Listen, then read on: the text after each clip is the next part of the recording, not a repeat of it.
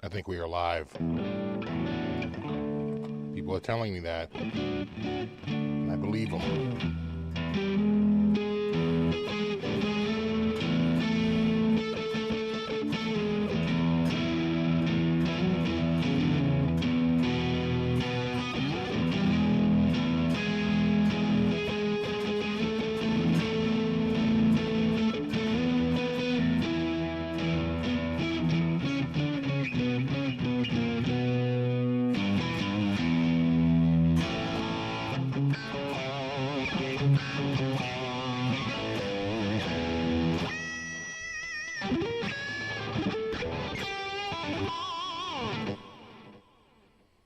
YouTube wants me to insert an ad. I'm just waiting for the YouTube,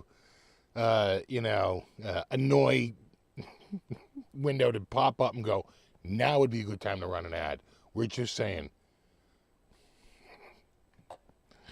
I suspect if YouTube had a voice, it would sound like the Borg. Yeah, sounds good. Good.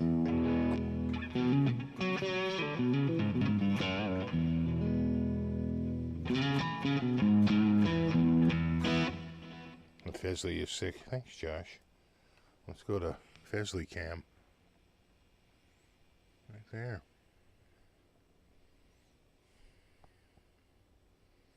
It's purple. Oh, here.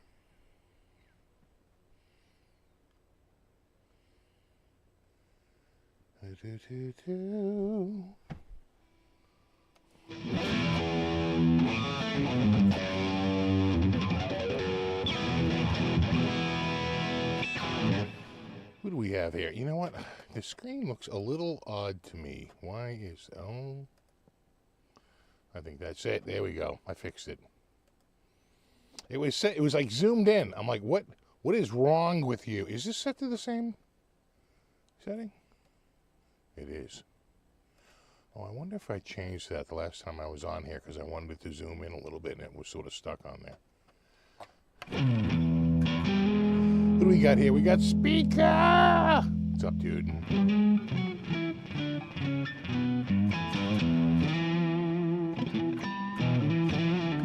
Got Terry 3Gs.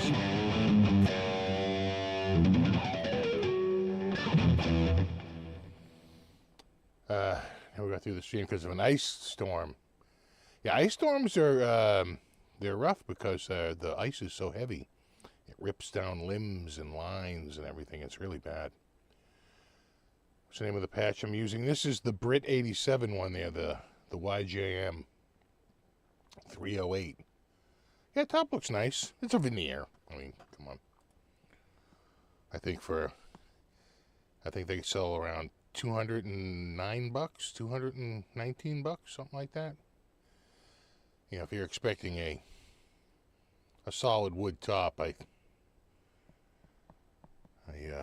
have a bridge I want to sell you.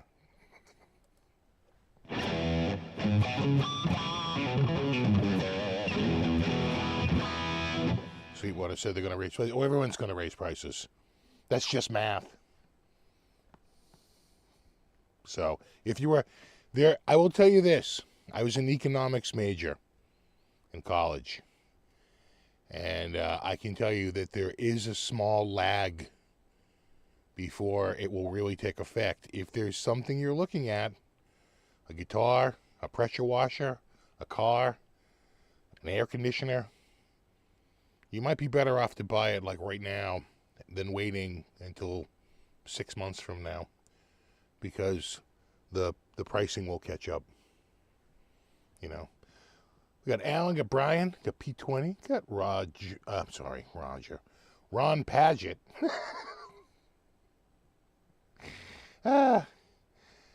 We got Steve, we got Yeti Matzi. sound gear. Andrew, Reek, and the rest. Nelson, what's up? And Stefan.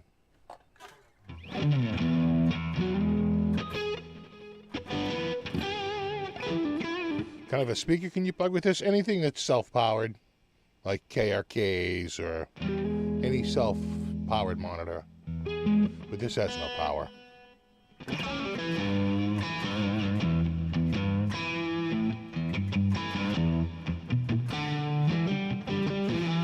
Exactly, you better get that double neck PRS now. Well, you know, this might be a little canary in the coal mine, but, you know, the Switch 2 that launched a big fanfare, they were going to announce the price in America, and now they're holding off on that. Because when people were losing their shit because it was $449. Right now, if you just do the math and assume that they don't make any money off of the money they lay out, which is not the way business works. Usually if you lay out a sunk cost, like an import tariff, you have to get more than what you paid because you have to wait to get your money back and your time value of money. So it's not enough to break even. You have to do a little bit more than that. They're talking like the Switch 2 would be $699. That's quite a jump. They're talking the iPhone would be $21.99. So, you know.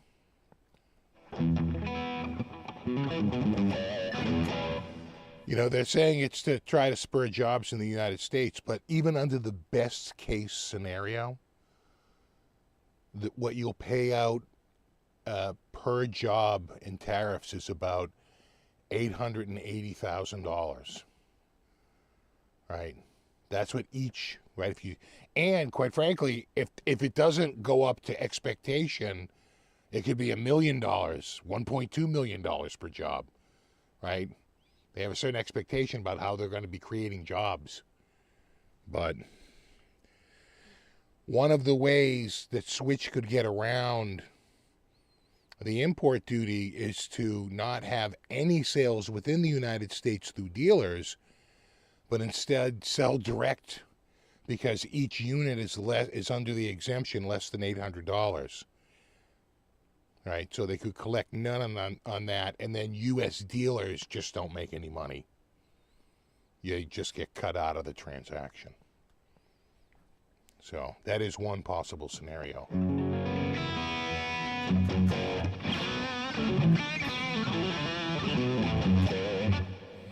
Oh, tariffs are absolutely a tax on the consumer. Well, they're the tax on the importer. It's on the receiver, not the sender. It's the importer. As someone who has been hit, I got some guitars from Germany, and they had listed them for like $900, and that's over the exemption. And so UPS paid my import duty to get it out of customs, so it doesn't sit in customs, and to move it along. And then they charged me the duty, and then plus a little collection fee. Because, you know, they had to front that money, and, you know, to get that back, it's gonna need a little extra. So I think it was like an extra $4 or $5, and like a service fee.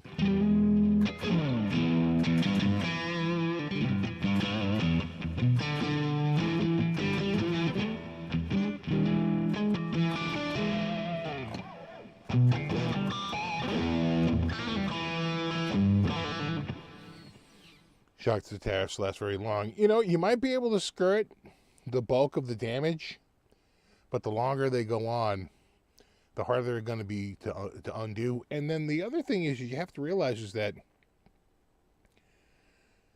you know, things are priced in a market, right? The Fender Stratocaster is priced into the guitar market, and there's all kinds of price points. And what American seller if the whole market besides theirs goes up by 30, I think the one in from China is like, with all the tariffs combined, it's 54%.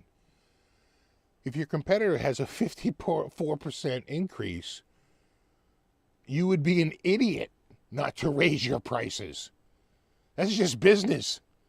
Oh, the market bears that now. I'm not giving my guitar away. You know, we're in an ecosystem. And if everybody else is going up by so much, well, we're going to go up too. Because who would leave that money on the table? We're not into being a bargain. We're into selling it for the most money we can possibly get for it.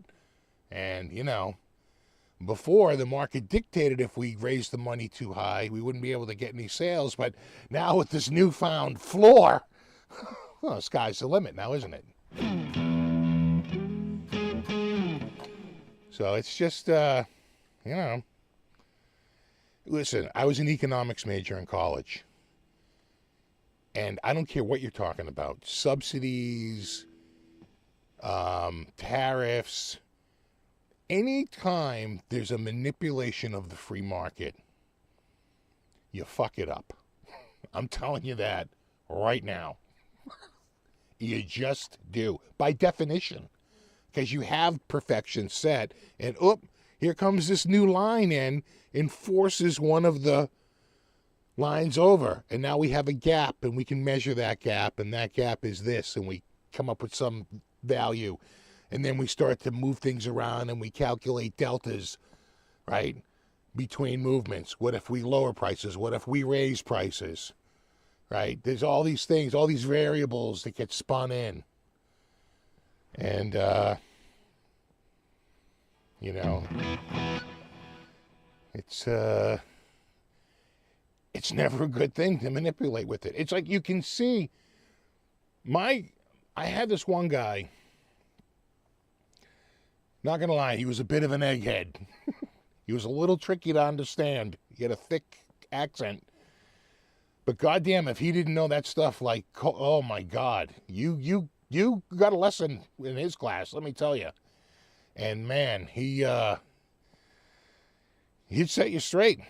He'd be like, no, because, and like literally, he would say it in such a way, diagrammatically, that like, that is true. That must be true. Right? And you realize that market forces.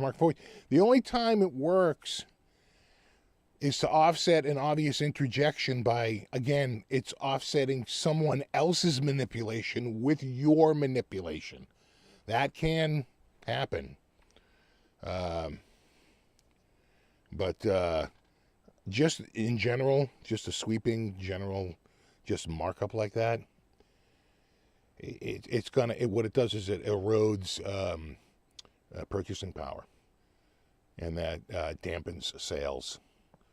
And, you know, Johnny doesn't get his G.I. Joe at the Kung Fu grip at Christmas.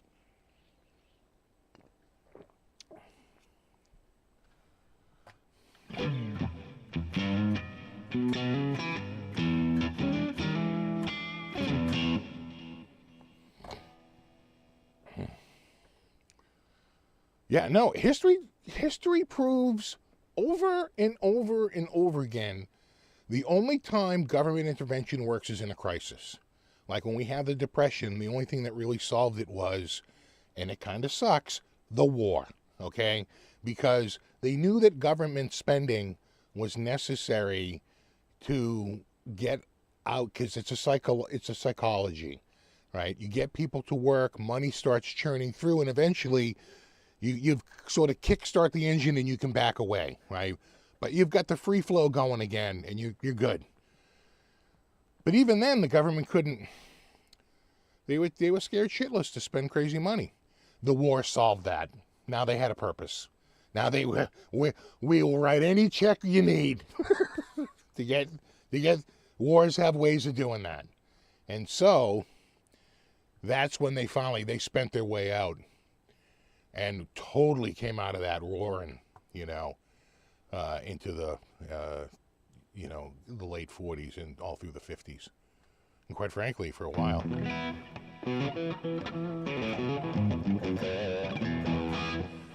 Yeah, when you use, tariffs just piss people off. It just starts a trade war. Trade wars are not anything new. Trade between countries has been around for a very long time. We have a history on it. And again, just forgetting all the history and all everything, you can literally put on a chart mathematically how, by definition, it is inefficient. It can't be. It never can be. Period. End of story. So, any market manipulation is by definition inefficiency.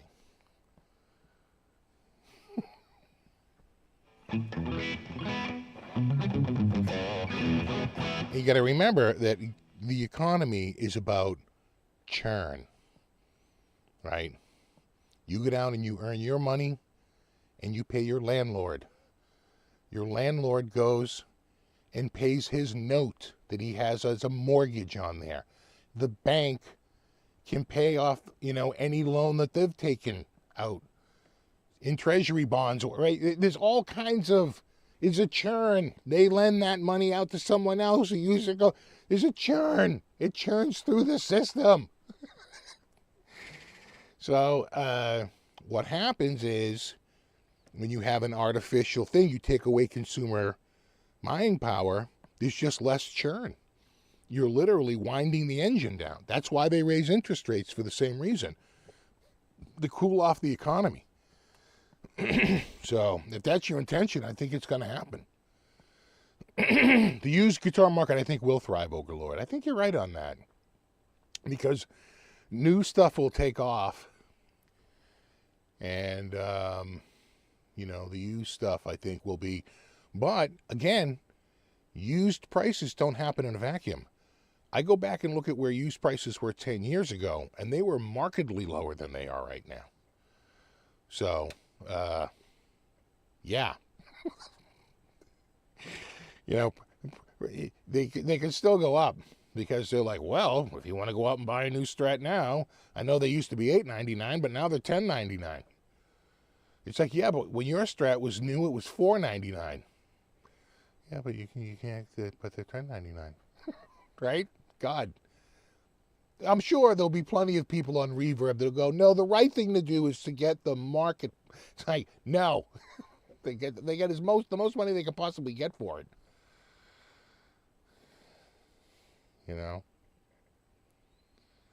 Country was a lot poorer. We had a worse income equality when I ran a company. Yeah, it feels like they're ready to set up, right? They're like, oh, well, you know what? We're collecting all this money on imports. They keep calling it a tariff, but it's a tax. So we keep collecting those consumer taxes, right, on consumer goods and raw materials. That's why people are like, well, yeah, but they'll make them here in America. You're still taxed on the raw materials. Steel and aluminum is a part of the... So you can't even import raw materials. You're still paying an import duty. But I think the feeling is that so they can give it themselves a big, giant income tax cut. And, it's going to be like a class action suit, right? There'll be a handful of people at the law firm that take away millions, and everybody else gets 50 cents off your next order. That's how that tax cut will go. A handful of people will get like 500 million, and everybody else, you're going to get $12 per year. Wow. Yeah, you could spend that on anything you want.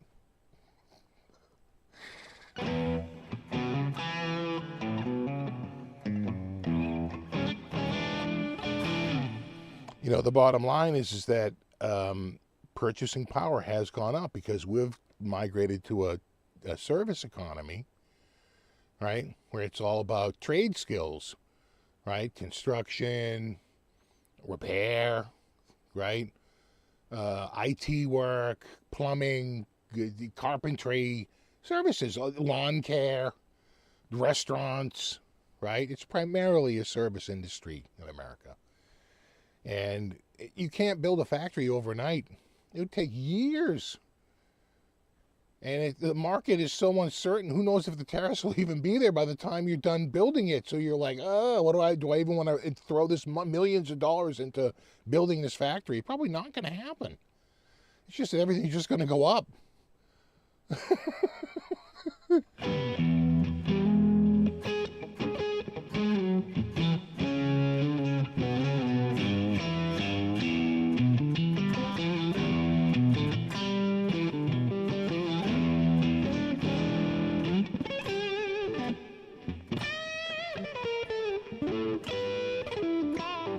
You're able to fill the oil tank for a great price. Well, that's also another canary in the coal mine. Not only did I lose 6 figures of my retirement, you could literally buy, maybe not around here, maybe a condo around here, but certainly, you know, in the Midwest or whatever, pretty decent house for what I'm down in the last 60 days. You know, the numbers are real.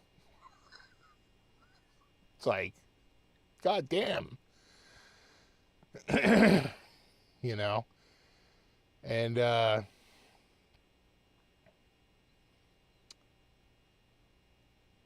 you know that the one of the futures that's actually really tanked has been oil.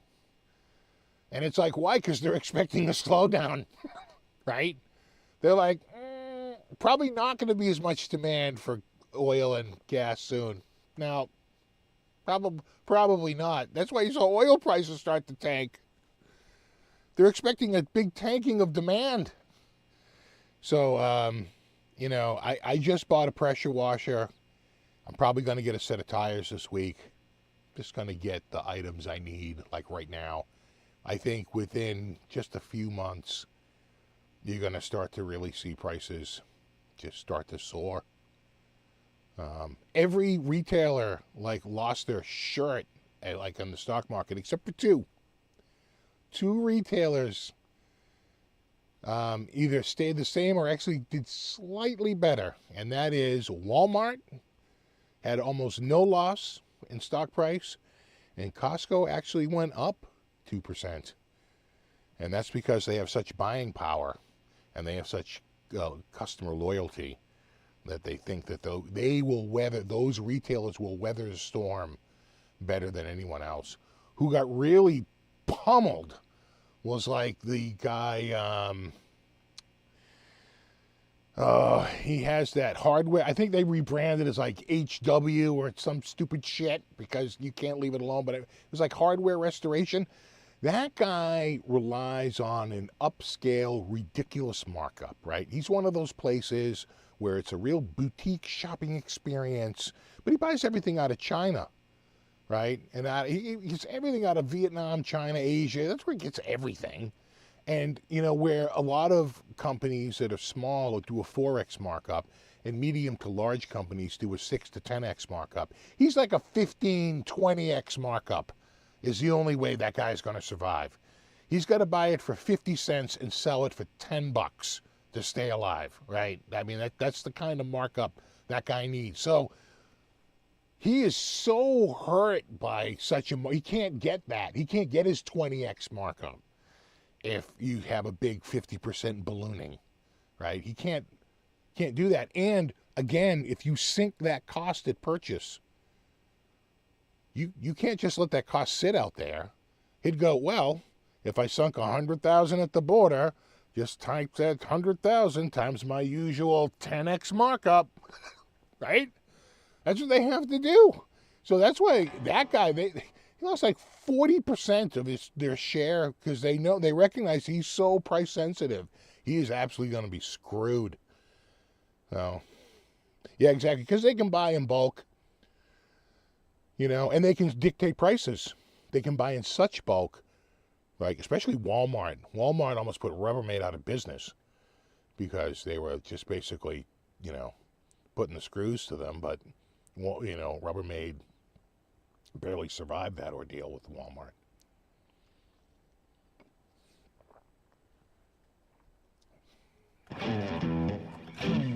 Costco is one of the 7 gates of hell. Can't find a parking spot.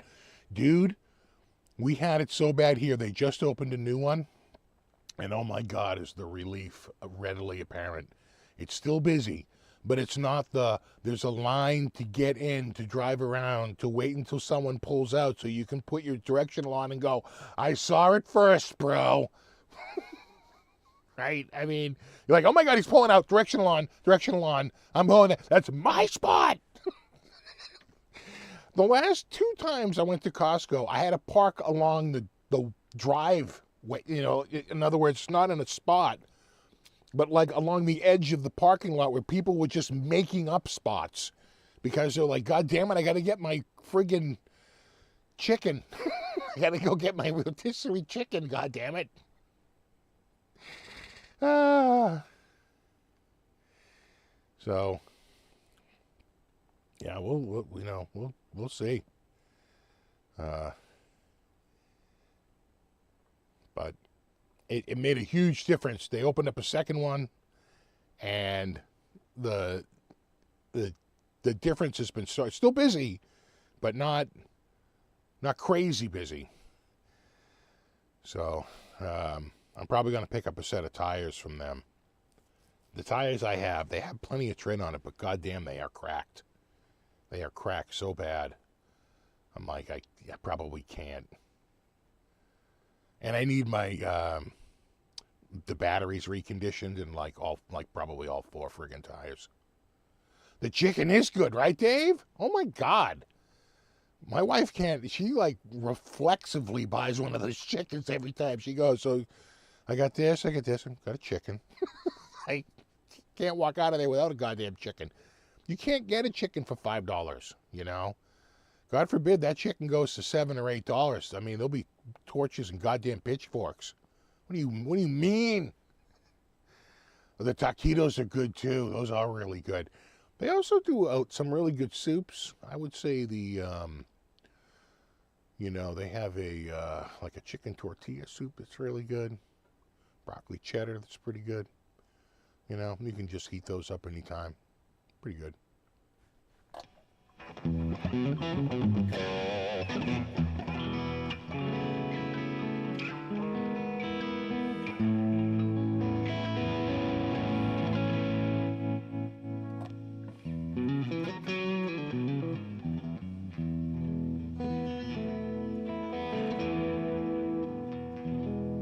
Chicken is win.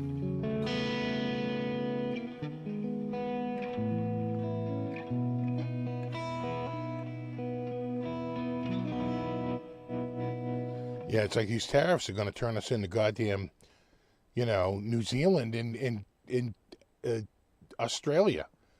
You know, how much do you pay for a Strat? We're like, $7.99. They're like, really? Huh? Because we are paying a lot more than that. I don't know if it's import taxes or exchange rates, but, they don't have America, we have purchasing power. Goods are freaking cheap. It lets the dollar go a long way. And, yeah. I mean, do you really want to have the same prices as, New Zealand and Australia, where there's just this upcharge, this mysterious upcharge? That's some serious bullshit.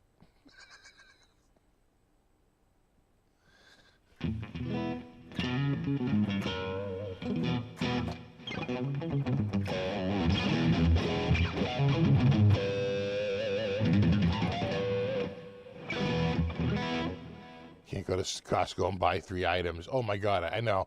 I remember I walked in there and I just had to buy like one thing, and I walked out and I was like, I think this is the cheapest I have ever walked out of this store. I used to be able to go to Costco, and if it was on a Tuesday, early afternoon, you could just roll in there, get whatever you want, and roll right out like nothing. And now, recently, in the last few years, pretty much post-pandemic, it's like just mayhem. So that new one hopefully will pull the pressure off, because man, it was brutal. I think I'm going to, like I said, get my tires like this week. I suspect, everything's going to go up a little bit.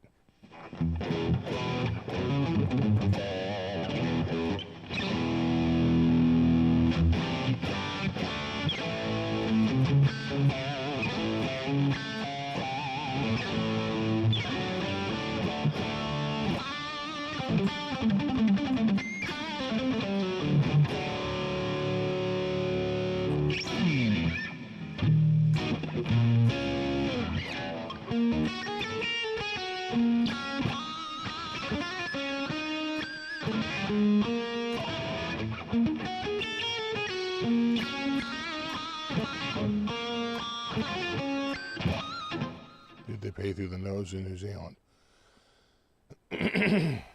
Yeah, no, I didn't know this until I got onto YouTube, because I would talk with my friends in Australia and New Zealand, and they'd be like, "Yeah, no, no, our prices are not like that." I'm like, "Well, how much are they?" And they're like, "Well, what you're paying $6.99 for, we're paying like $11.99 for." I'm like, "What?"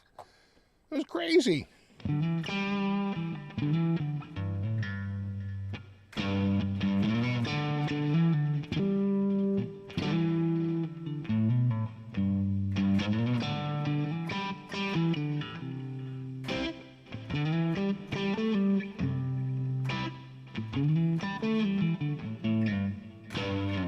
Steve ratings from Kansas City, Missouri. Just want to let you know that Zow's guy officially bought a Kramer 84 Intruder in black satin from them. Love Zow's, yeah. And they have the interest-free program. Hopefully that can stick around. They have that interest-free where you can just make payments and no interest. And depending on the price of the item, it's whether or not it's available. But I think it's like 3, 6, or 12 payments depending on the item, and there's all these variables. But better than paying it, all at once, sticking the head. Do I use a looper pedal? I recommend any. I don't use a looper because my situation is a little wonky with my going through the computer. But I've looked into it. I have a looper. I have a Ditto. But I've never used it. They recommend you use it at the end of your pedal board so you can get all the effects, and then just play over it, And you can set it up the way you like it, with the backing track being just slightly lower than the live guitar. But I've never really set it up because it's weird. I'd have to put it on the input. There really is no way to insert it into my rig. So it is a little annoying.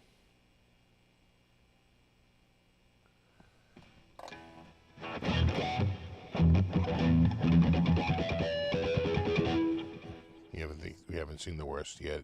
It hasn't started totally. You might be right, because other places get pissed off, and it just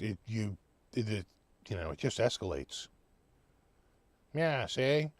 I'm gonna put this on you. Yeah, see? Yeah, right? Yeah. No more Kentucky bourbon. Yeah, see? Yeah.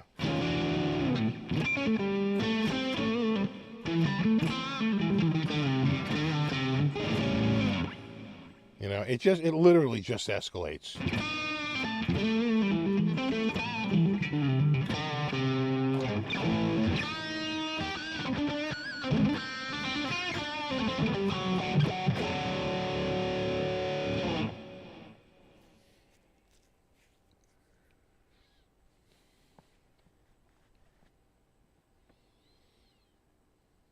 Chapman Lawmaker Classic. Are they still carrying Chapman at Zounds? I feel like Chapman got a new distributor, so I am not sure that they're staying in Zounds. I'm not sure about the if they're in the distribution network or have worked with the distributor. But he's got a new distributor in the U.S. Let me see. I go to guitars, and then I can't do it from there. How about classical pedals? So let's see.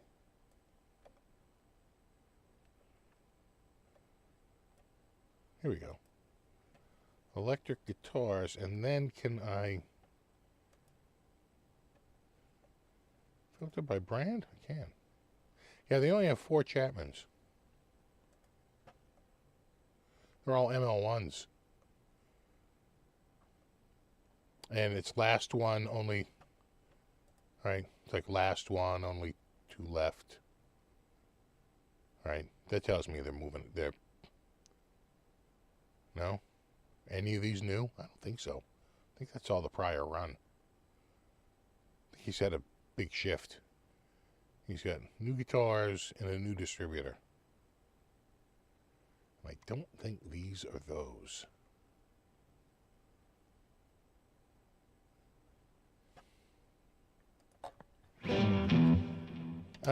Who else? Someone else. Well, while we're here, I could have sworn someone else. No, nothing new at Gibson. It's still the Double Trouble. Trying to think. Somebody came out with something this week. I probably got an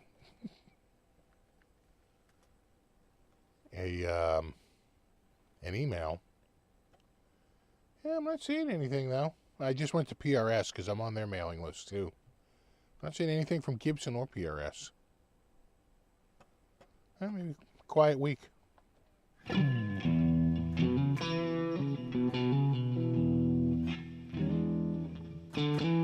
Yeah, those look like the old models. I think you're right, Terry. I think they are. So who knows if Sounds will even be carrying Chapman because, like I said, new distributor agreement that have to be working with the new distributor.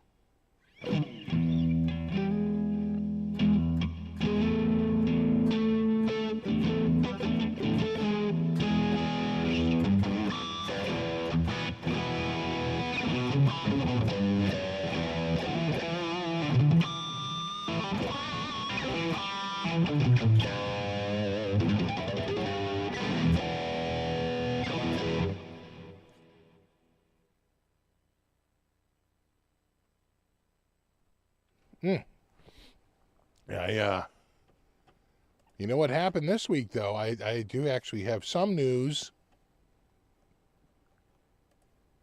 I don't know if you're ready for this. I went to Habit Burger. There is only one in all of New England. And I went to it. And it was goddamn awesome. And they're cheap. Their burgers are only like $8, you know, for the double. It's like a good $3 less than the Five Guys.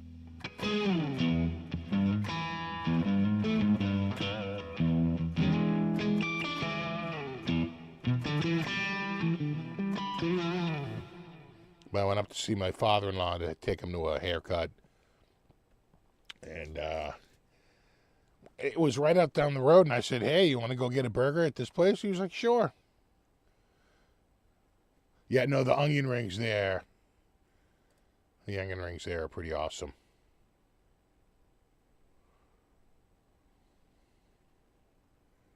Yeah. Crispy. And they come with a dipping sauce. So my father-in-law got the ranch, and I got the, like the hot pepper. The spicy pepper dipping sauce. It was friggin' awesome. God, I love that place. But, you know, it's a bit of a drive.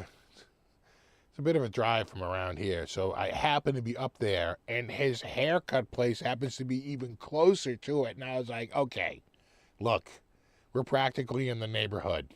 Let's drive over and get a burger. And, of course, I don't take the handicap placard.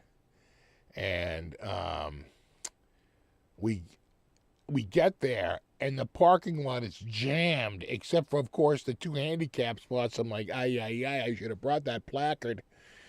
And we actually wound up getting a spot pretty close. And he took his time, and he made it over there. I was hoping to pull right up to the door, and no such luck.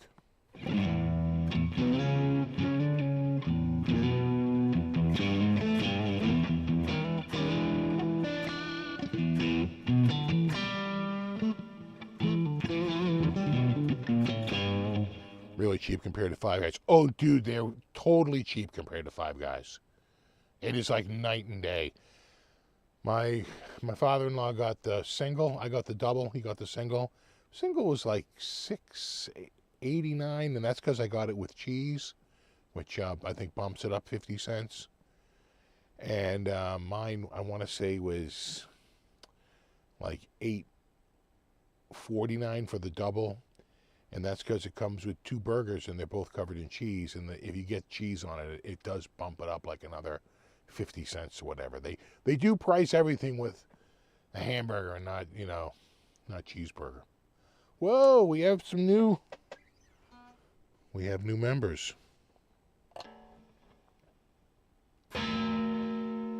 BC Rich 581. Jeffrey White. Searching for Tone. Johnny Heartbreaker.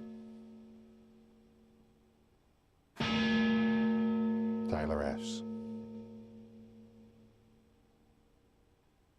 Shane.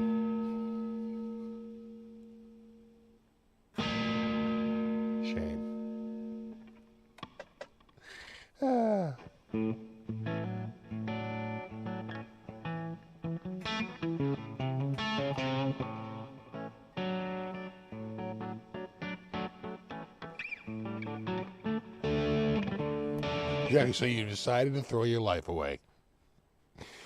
I'm pretty sure that's Homer gets that pamphlet when he shows up to the maternity ward. So you've decided to throw your life away.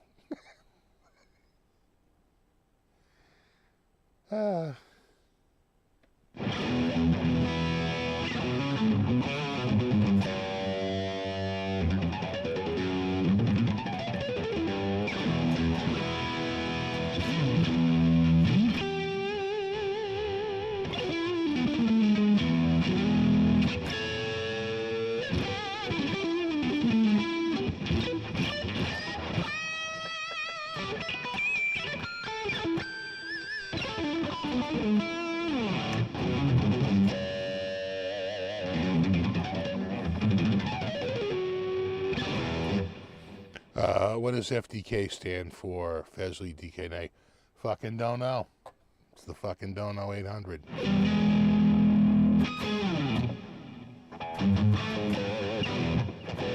I truly don't know.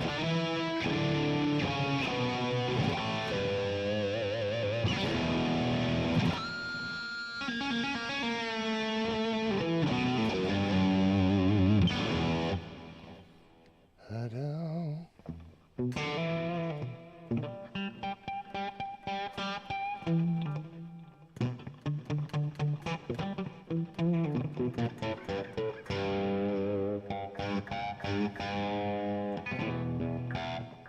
I had a comment to say I should learn how to play guitar. I will give it some serious thought. Okay, it's on my to-do list.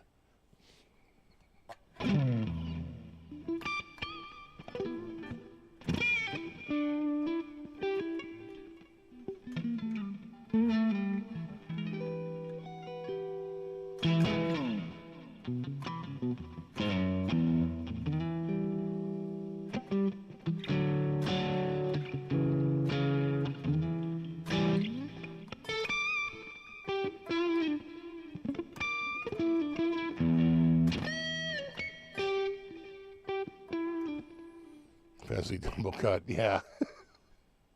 You could be right.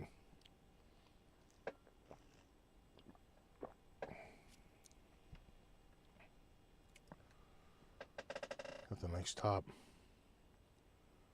Nice top-ola.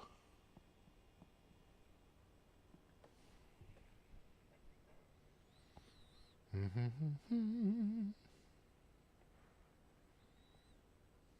you see in my LEDs.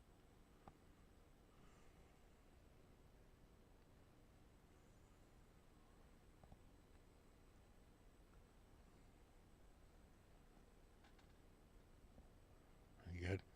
You see the grain color change depending on the angle.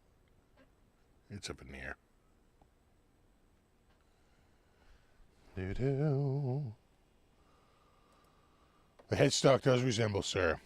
How much would this go for if it was a Sir?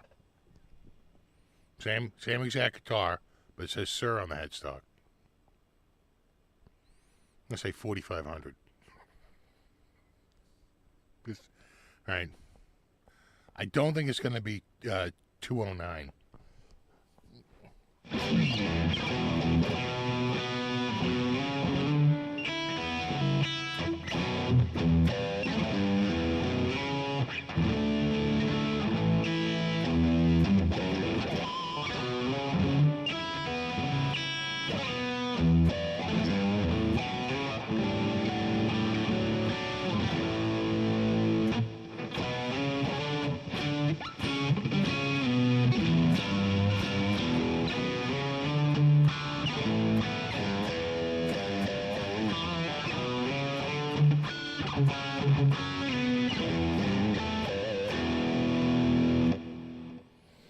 Actually, no. One dude makes one pattern in different colors. No, that's actually not true. All the veneer tops were different. So, do they have a... Where was it? Oh, yeah.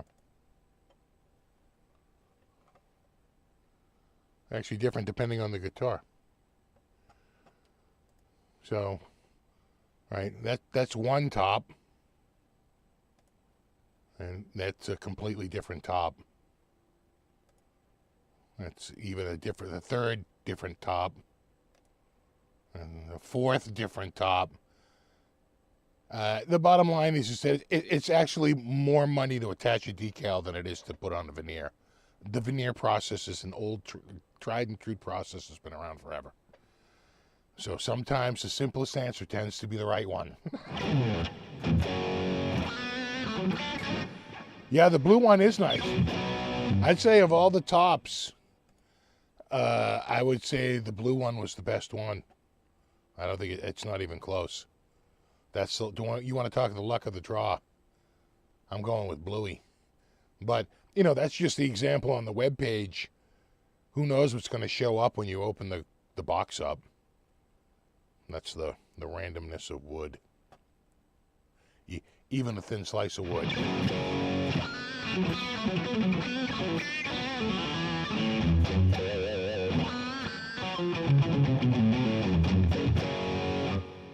So what exactly is a veneer top? A veneer top is they take a decent piece of wood and they wet it, and they shave a very thin, like, peel of the wood. And then they glue it on, and it uses a heat process to, like, really laminate it, to bond the two pieces. And that's it. That's the veneering process. You know, I'd go with the blue, but the thing is, you don't even know. You could hope you get that top, but I don't think you know. Again, it's the randomness. Because all three of those were different from that one. All right.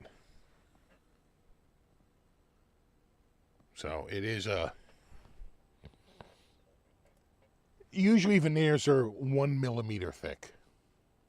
That's about right. About 1 mil.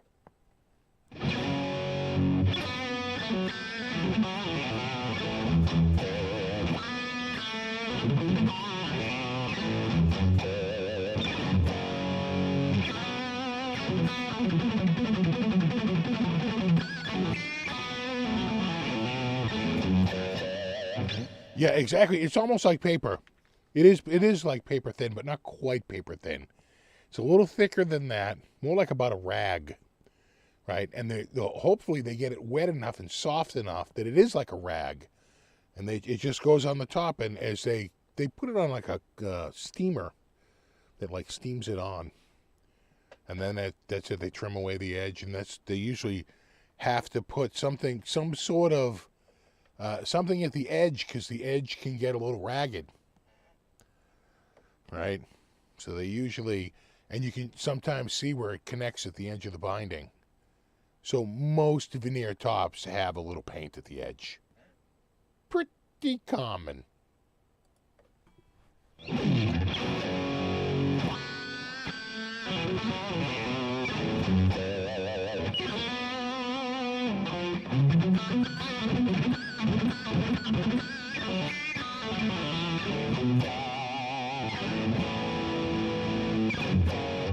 I think Aaron has it right, about cereal box thick.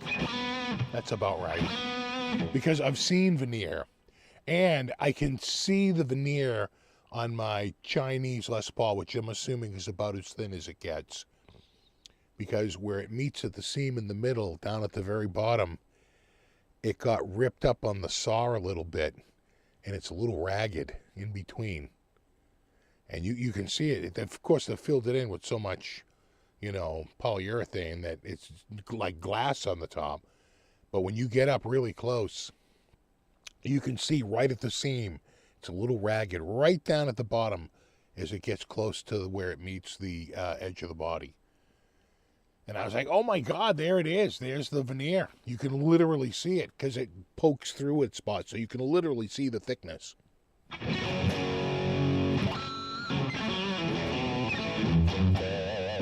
People say, that it's the graphic. I think the graphic is actually harder to adhere and to deal with. Right? The easiest route, I think, is the veneer.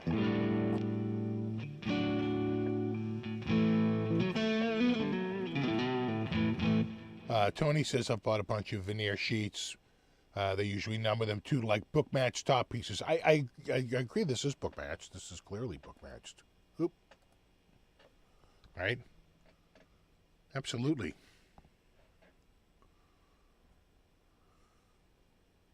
Nice.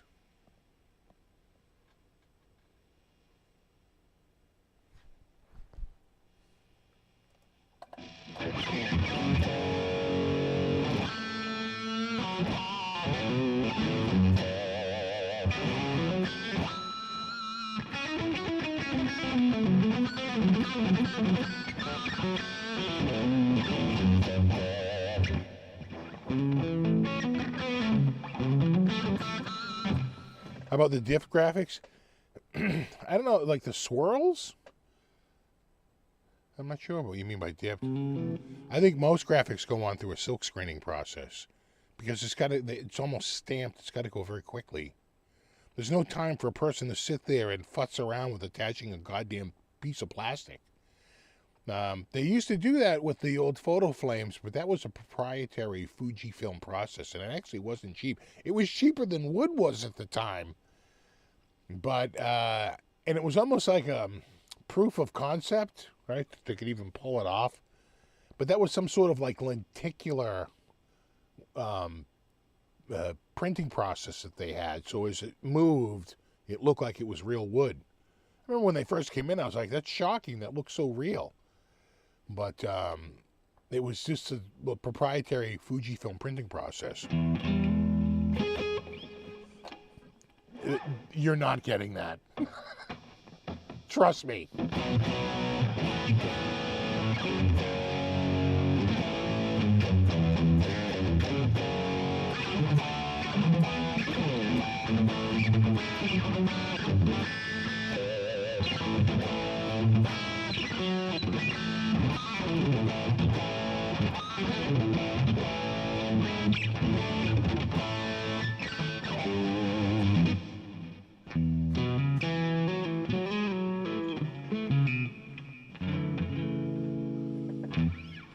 Yeah, well, the swirl finish is a chemical thing where you get a skin, right? You put borax in the water so that the paint will sit on the top in a skin form. And you throw a bunch of stuff on there and maybe swirl it around a little bit. And then you push the guitar through the skin, which adheres to the body. Then you use a piece of newspaper or whatever to move away any remaining paint at the top and pull it out, and there you go. There's your swirl. It was all the rage for a while on YouTube. Swirling videos. You guys see the new trailer for Megan 2.0?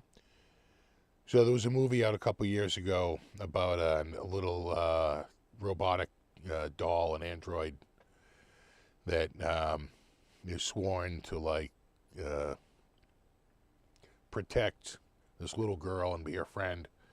And of course the android takes it too literally and like kills a bunch of people to protect the girl, and winds up in a showdown with the girl's mom, who actually created the doll, and winds up ripping the doll apart and all this stuff.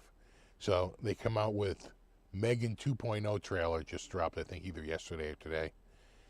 And it is goddamn T2 all over again.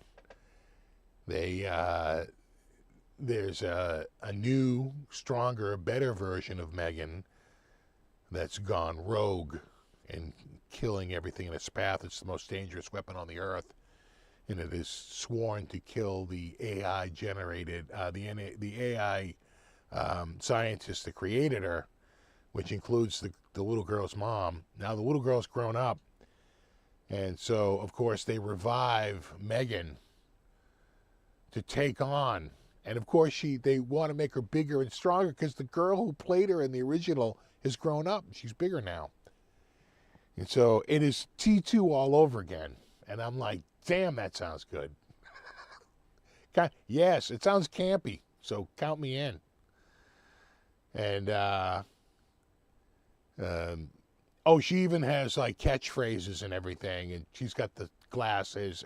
It's such a T2, like an homage to T2. I'm like, oh, yes. Sign me up. So look up the trailer for Megan 2.0. It was one of the more interesting things to pop up this week in the YouTube feed. I know, exactly. We need Chucky versus Megan.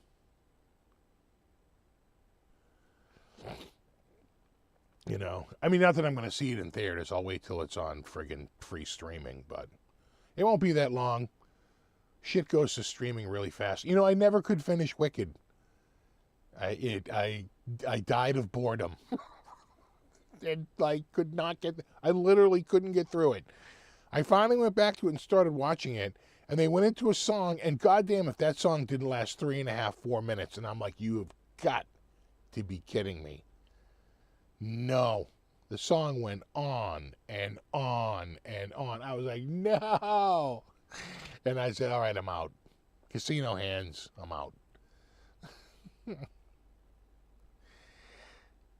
Well, the first Megan movie actually did really well, and it has a fan base, including, and you could see why they did it this way, including a fan base that was rooting for the doll.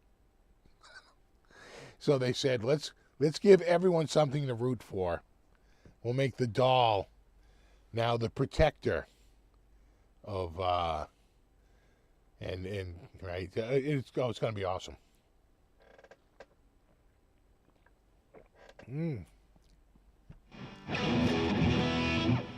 Greetings in Cyprus.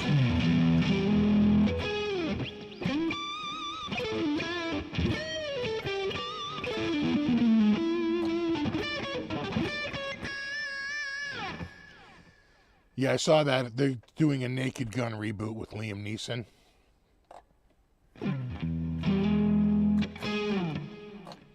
And they throw a little shade on OJ, which is awesome.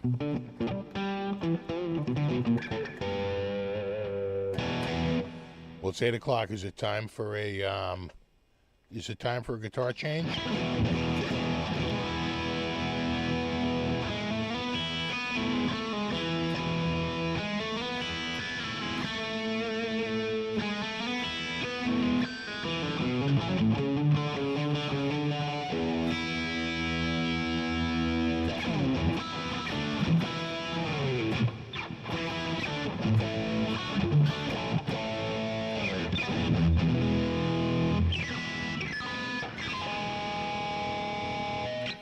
Is it a heavy guitar? It's not super heavy.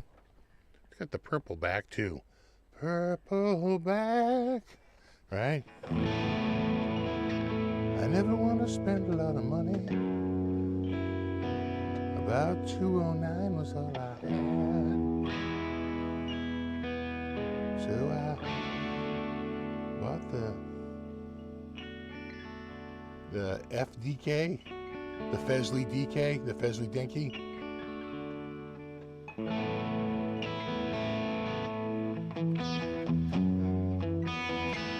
Just watched the Mega 2.0 trailer. Yeah, it looks sick, right? I'm ready. Sign me up. It's a campy campus. I like your campy stuff. And that looks campy as it gets. I love it. Oh, can't go to campy look. Oh God, that's heavier. This is definitely heavier. Yep, boop.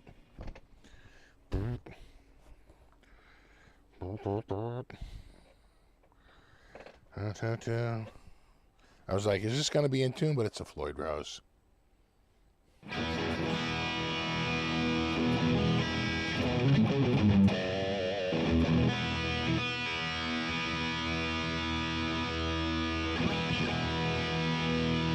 There it is.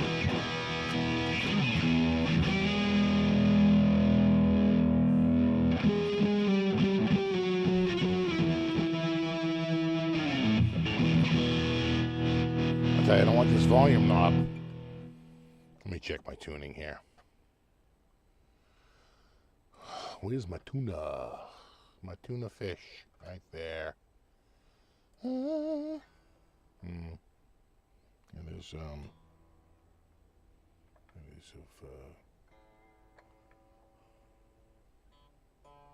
la la la.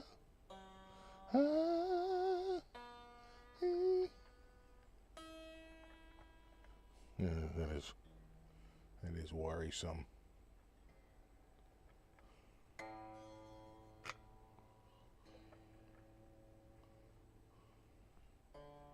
Because we're so far out.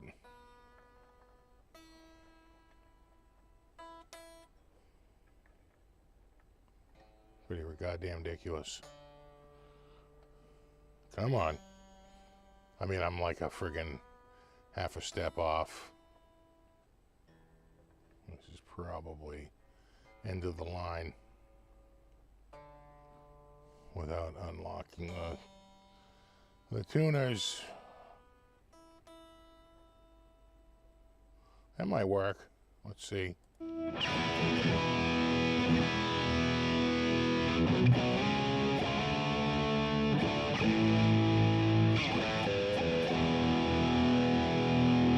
It's not bad.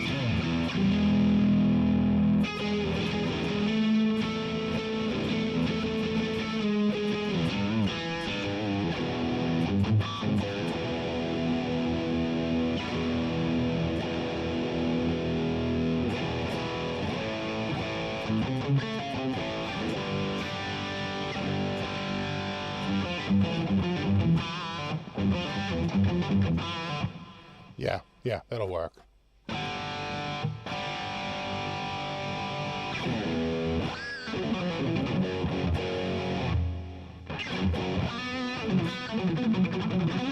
The saddle slip? No. It's just as you screw down, you're adding more tension, so everything keeps dropping. So you get it in tune, but you're on a floating bridge. Every time so eventually you just have to take these off and tune it up, bring everything back down to zero and start all over again.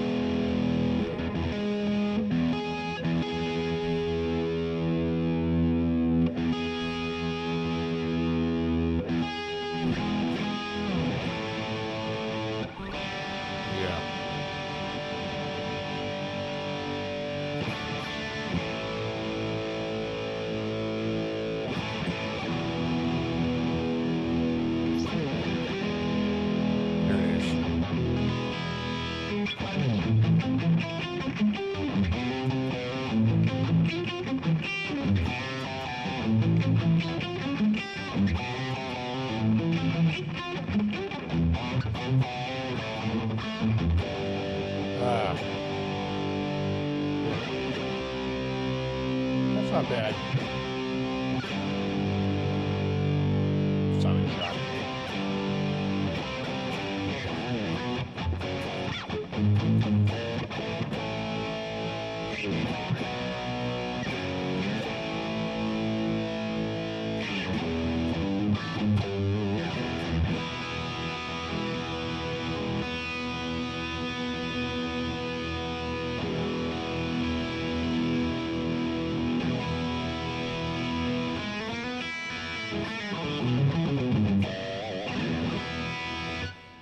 That's probably close enough.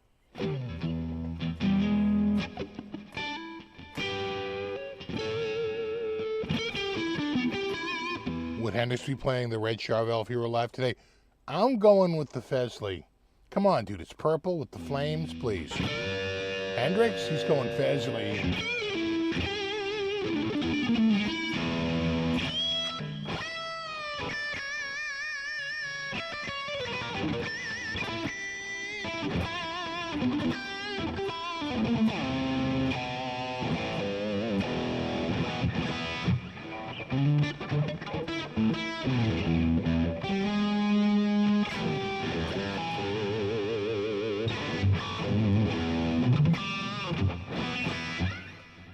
God, this friggin' volume knob, though, is annoying as shit.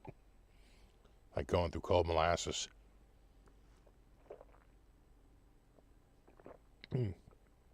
That is damn good.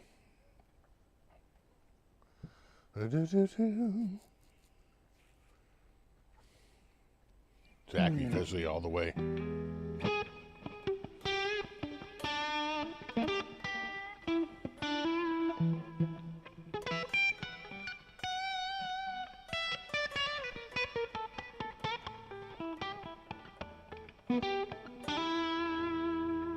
Exactly, he did.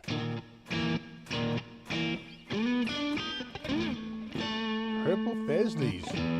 Purple Fesleys. Oh, in my brain. I only paid $209.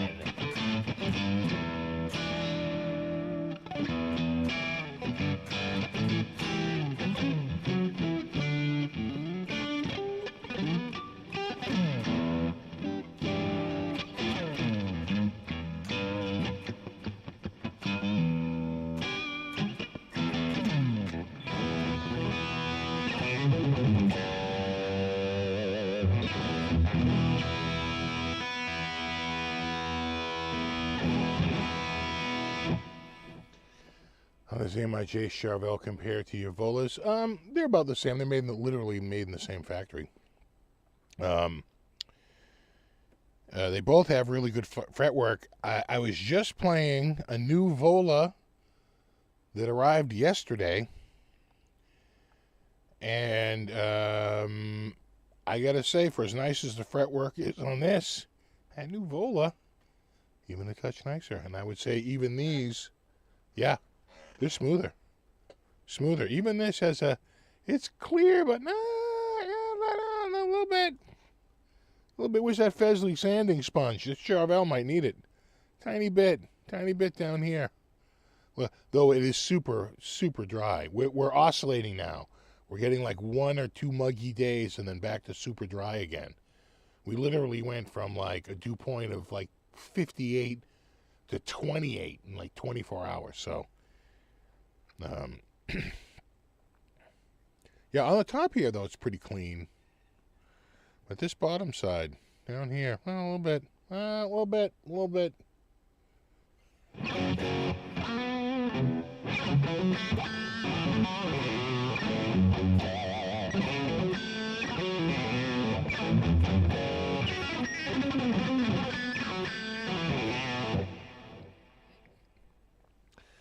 Thinking about a Vola or a V3 or an FRO. I tell you this much.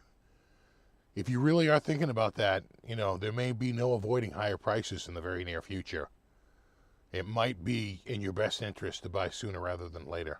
And always try my 5% off code just to see if you can get an extra 5% off. It should still be working. So if you enter the code,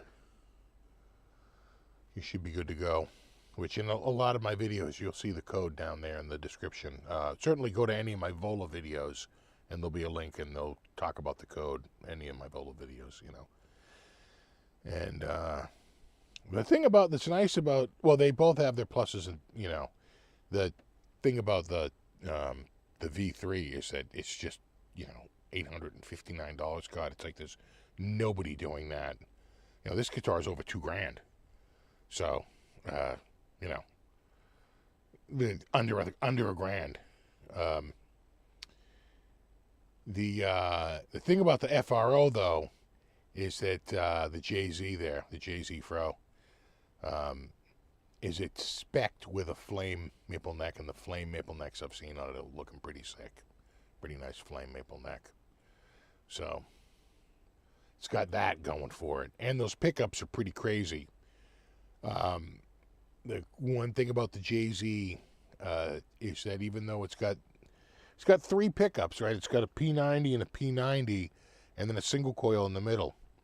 If you pull the volume knob out, the single coil goes to always on mode. So it's a 3-way switch. So it's like this pickup, both pickups, and then the neck pickup. But then when you pull that middle, the volume knob out, the middle pickup turns on, which means you can have these two, or all 3 pickups on at the same time, which is pretty cool. And the middle pickup is reverse wound. So when it's on, all 3 settings have no hum, no 60 cycle hum. So the JZ Fro, which I found out at the NAMM show as I was going over the specs, JZ Fro has some cool features.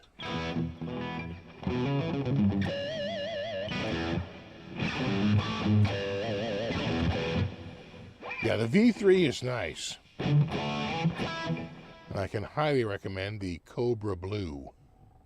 I think the Cobra Blue looks really nice.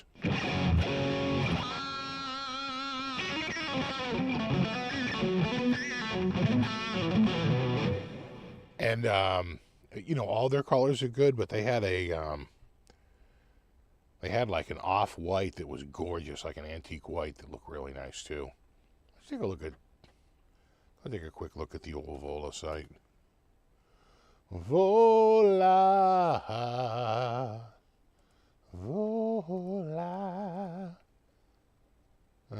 No, that's not the right one.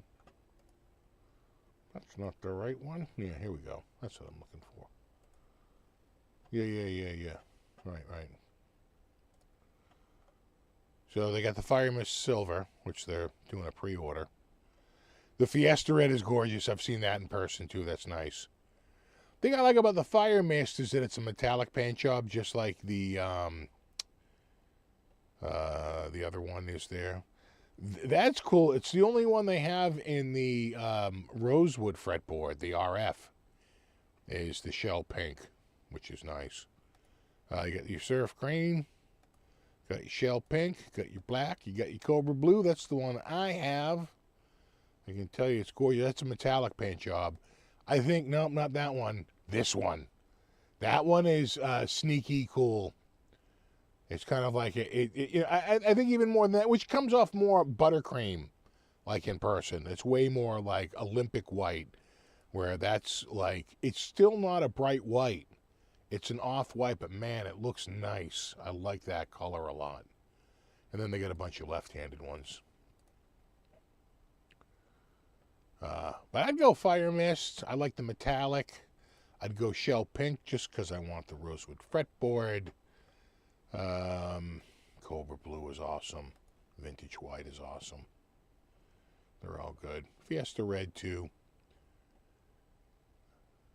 I'd still go Cobra Blue, Vintage White, or Fire Mist. I'm sure that Fire Mist is going to look sick in person.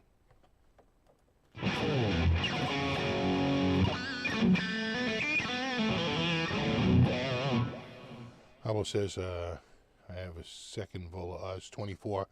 I abuse him. The tremor takes it. Yeah, you know, they're pretty good. It's Godo. And Godo makes good stuff, you know. William says, I got 2 Volas and love them. Oh, God, I love my Volas. I go on a Vola run. What guitar would you take with you on the SS Mini 3 tour? I tell you, when I've been going to jams, I've been taking this one. It's been checking a lot of boxes. I like the look of it. I like the single, double. You know, it's not too pretentious, right? It doesn't have, say, the pretentiousness of a, you know, something with the flames. So I've been going with this one a little bit more. The last couple of jams I did, I brought that guitar. And, you know. Oh, Shell Pink and Rosewood is a freaking, that's a match, dude. I think even more than Shell Pink and Maple, because when Fender was doing those colors, I don't think Shell Pink was really a color on the Maple. Shell Pink came later in the Strat's life when Rosewood was a thing, and it was mainly paired with Rosewood fretboards, right? Shell Pink is more of a 60s color. And when the Strat had gone pretty much, you know, Rosewood.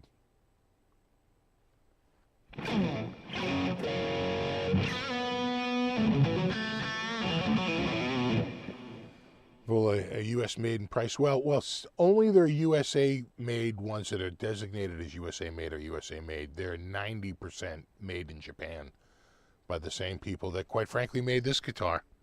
Literally on the same assembly line as this guitar right here. But the difference is, you know, this guitar is like $2,200. So, you know, versus that's like, I want to say 12 or 1,300, and these are like $859, I think. When they first came out, they were $839, and I begged people. I'm like, buy that guitar, and especially if you use the coupon, you were like, it was crazy. You could get like literally under $800, and that's a freaking bargain for those. The fretwork on them is so nice.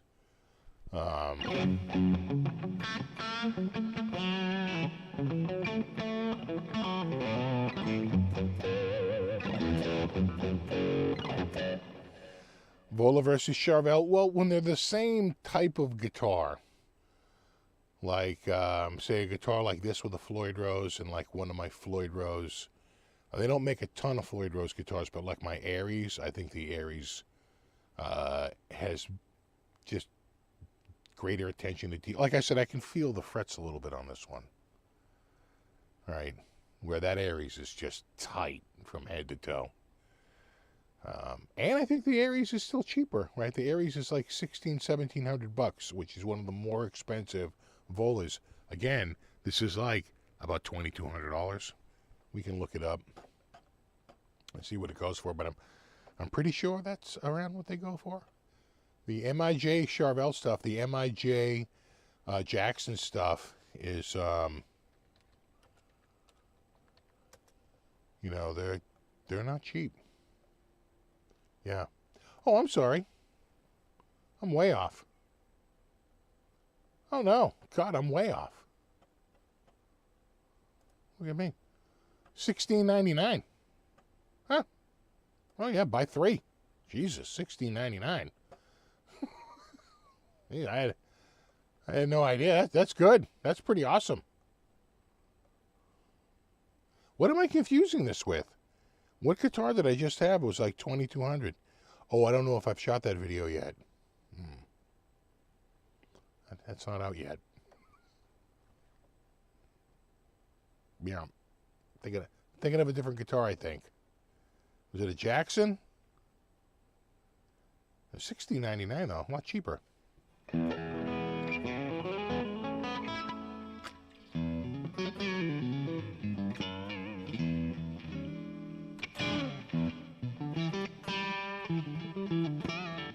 Yeah, that's what I'm thinking, Ron. Maybe it was, is it the Jackson MIJs that are like $2,200? I could be confusing it with the Jackson.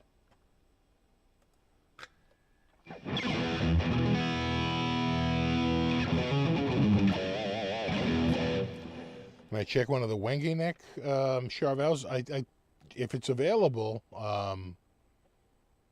Let me, if it's available at Zounds, I can. Can I search?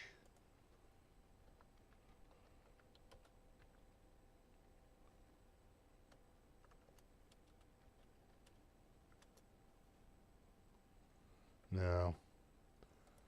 I'd have to go through the stock because nothing's coming up matching the Wenge with Jackson. Like no results. So you got to go through because they're not, the spec isn't listed in the title and they're only going through titles. But yeah, if they have it, I can get it. You know, we just have to be a standard, you know, guitar, nothing custom shop. As long as it's not like custom shop, sure. As long as it's a standard build, wouldn't be a problem. Though I'm not seeing any with that. You might have to give me more information, like the exact model that has that spec.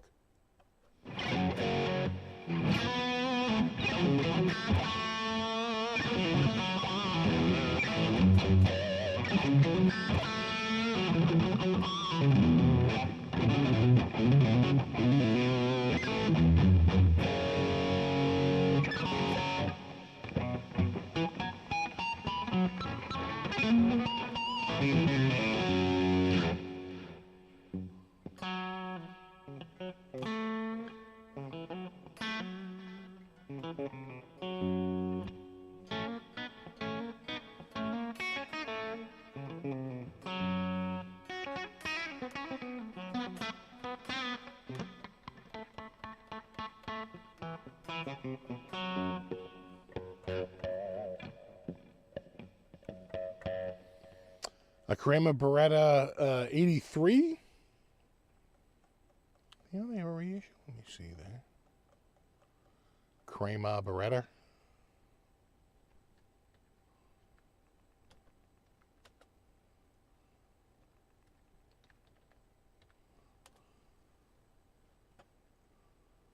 Special graphic. Oh yeah, 83. Oh yeah. All right, and they have an open box. Which makes it easier. They never say that, but I don't like getting guitars that are brand new. It's happened. I have got new ones because there's no way I can get it without it. But you only get one chance to sell a guitar brand new, and then everything after that is an open box or something. So I tend to go for open box, blam, scratch and dent, you know, things like that. It looks nice, though. It's a good-looking guitar right there.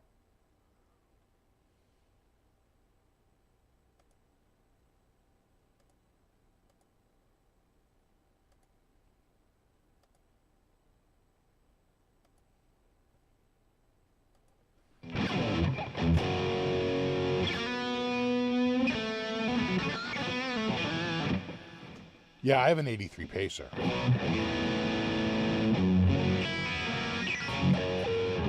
An original. And I have an 86 Pacer. I have an 83 Pacer Imperial and an 86 Pacer Deluxe.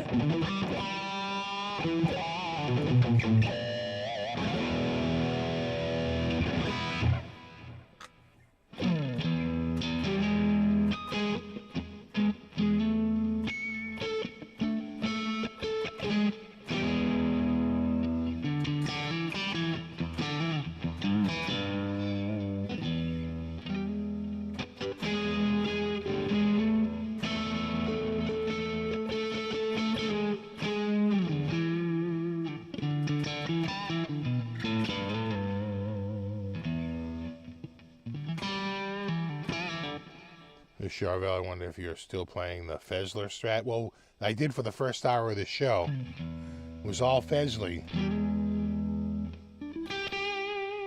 then I switched to this for the second hour.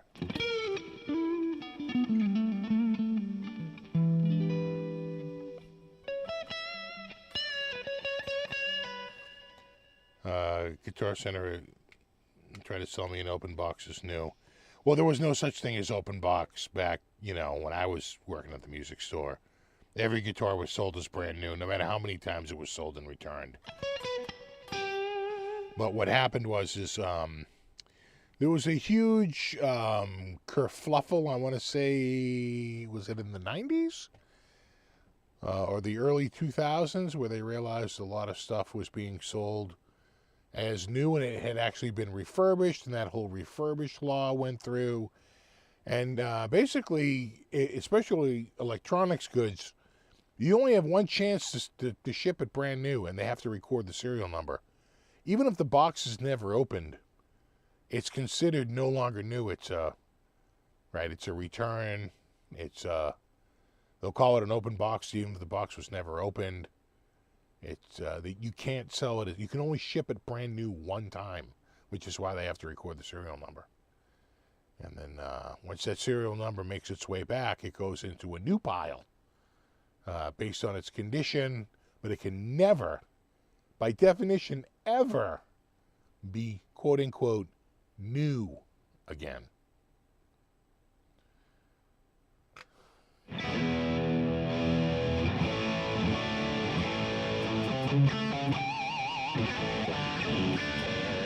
But, back when I worked at the music store, no matter how many times we sold that Strat, it went right back up as brand new. Trust me.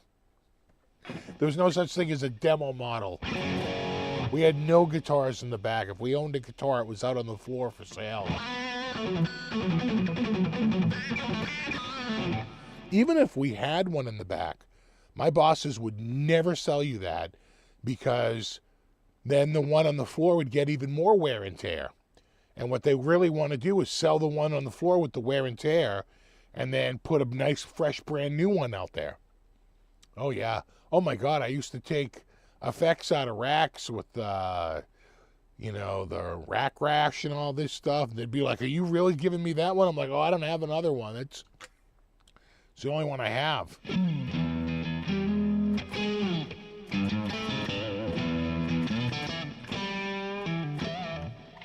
Oh, yeah, no.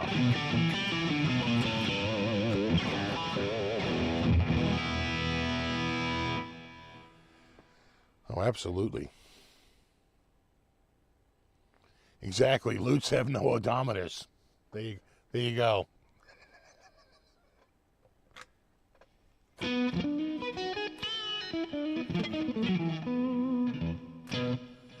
You order used like new stuff on Amazon sometimes. It's always been perfect. I've done really well. I got a couple of cases from them used, and they were fine.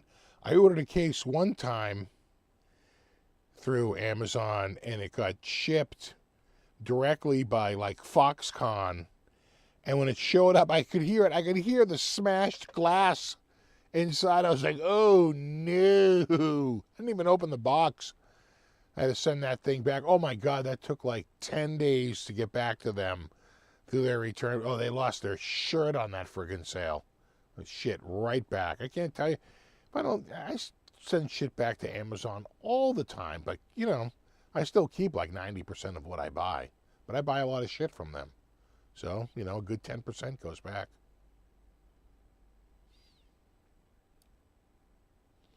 Yeah, when you buy things, you want it brand new, sealed in a box. But there was a time when that was like an impossibility.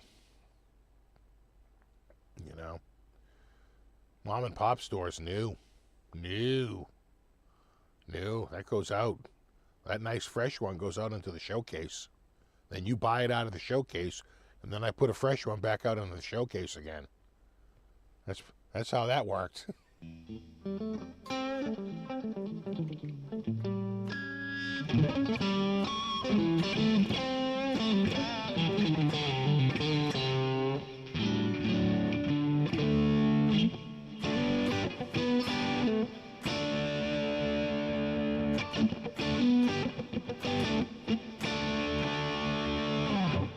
I sent back the DJI Osmo 5. I did.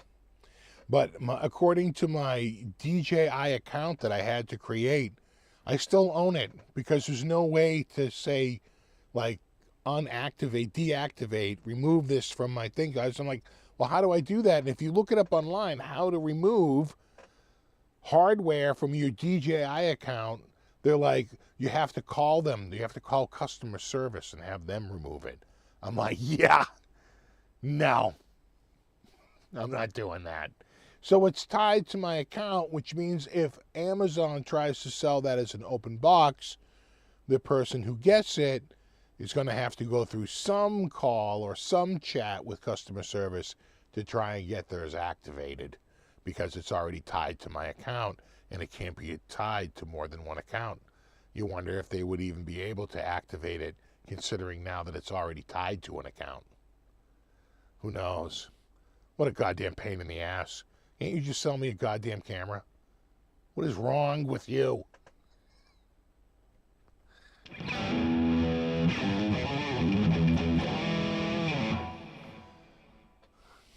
You know?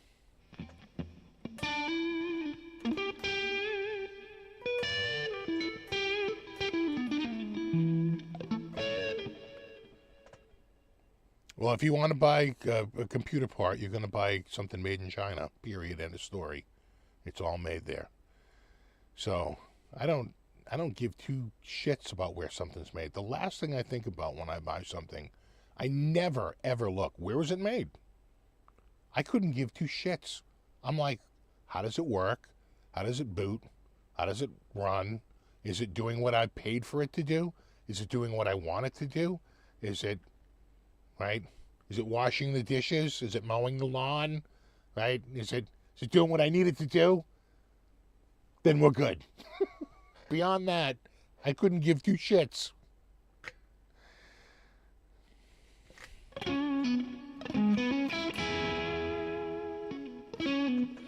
What's nicer, this Charvel or the Red Ultra Strat? I would say the fretwork on that Red Ultra was a little nicer, because this one has a tiny bit of edge overlap, whereas the other one doesn't. Ron says he just got a GeekCom mini PC, nice, with a Ryzen 9. This thing is awesome, right? That might be where it's headed, because the computer parts market is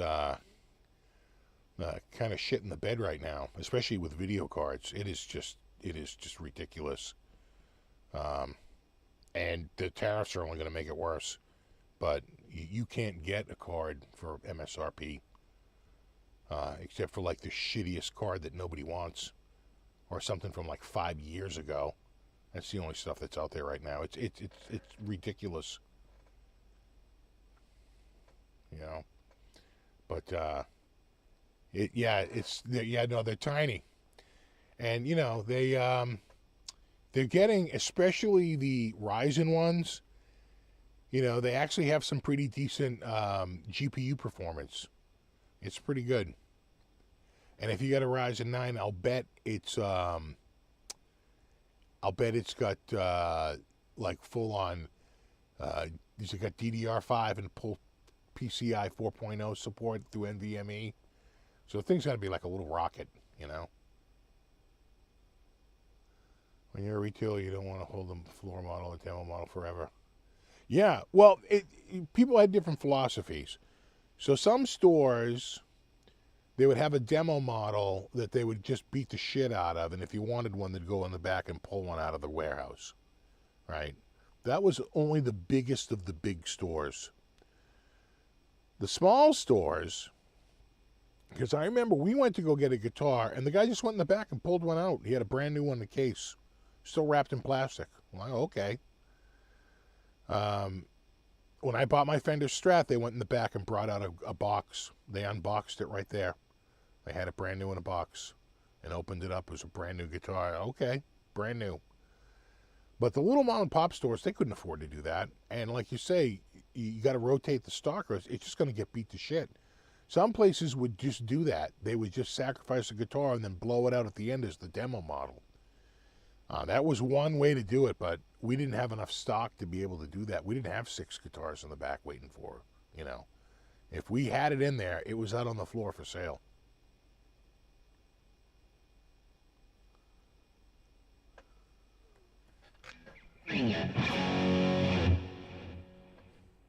Oh, yeah. Well, Jesus. Is it TMSC? TSMC? That friggin' chip maker. What chip don't they make? They make, what, everything for Qualcomm, everything for friggin' like AMD, they're making everything for, I think, Apple. There's a couple of chip companies out there that pretty much have the market sewn up for chip manufacturing. And they're not here, I assure you.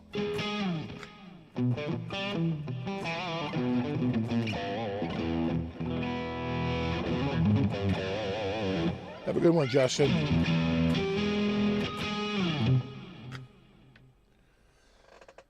I think I'm on my way to Micro Center tomorrow to get a new processor from Mobo tonight, hit by tariffs. I'm telling you, there will be a lag. So you probably have like a little bit, but not that much time before retail reacts. So I literally, when that happened, I went right online because I've been looking to get this pressure washer. I don't know that there's a pressure washer made that's not made in China. And I'm just like, if you combine the tariff that was already in place with the new tariff, it's 54%. I don't want to pay a 54% tariff on a $350 product. It sounds expensive. So I bought it right away. It should be here tomorrow. And tires too. I think I'm going to get tires. Though tires a lot of them are made in the U.S., so it wouldn't be a hit. But who knows where they get the raw materials from? We have a lot of rubber plant trees in the U.S. TSMC makes all the M1, M2, M3, M4, right, for Apple. Plus they do Qualcomm, I think. And I thought they were doing, they do a lot of like little chips for all kinds of companies.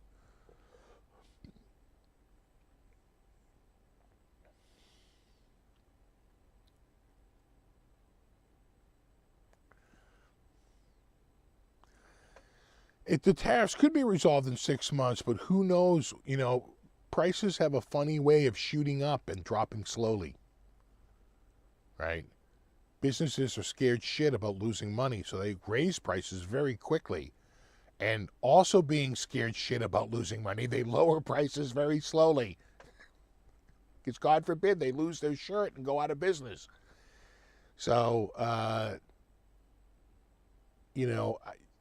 only when it's safe again will they start lowering prices, or when the market forces them, because they'll go out of business if they don't lower prices, because sales are in the shitter.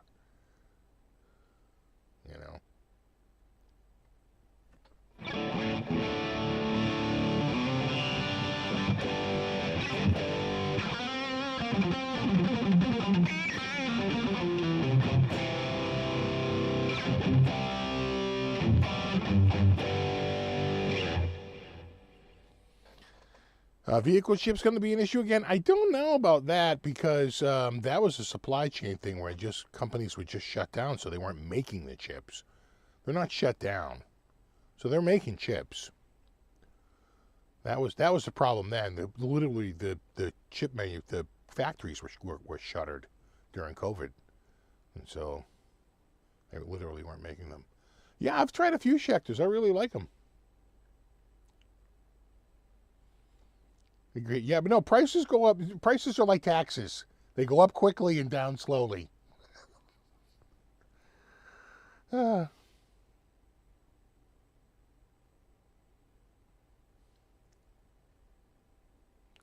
we'll see.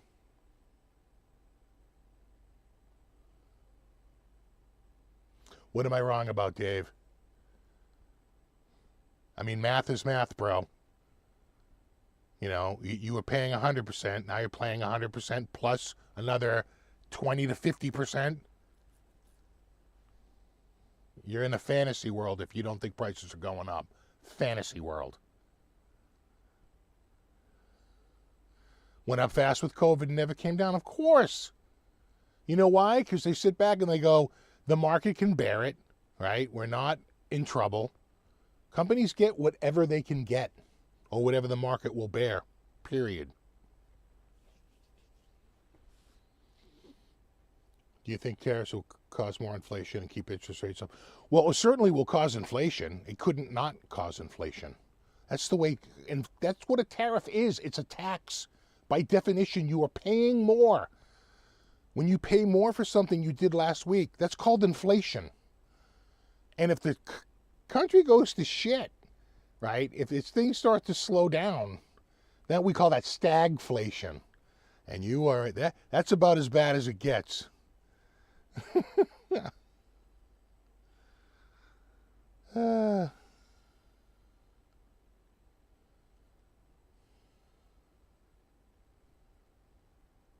Yeah, exactly. Aldo Nova, like.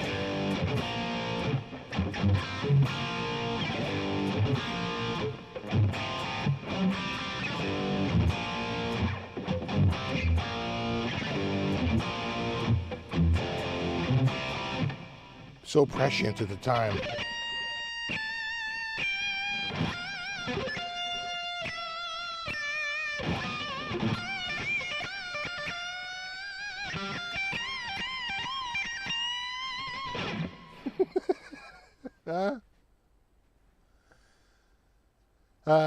Clev Dog says your code for Vola still works. Sweet, awesome.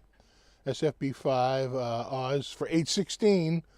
Okay. Oh, the other one for. Oh yeah, there you go. So you can get the V3 for 816, or the other one for 886. There you go, bro. Awesome. I always say if you can pay less, do it.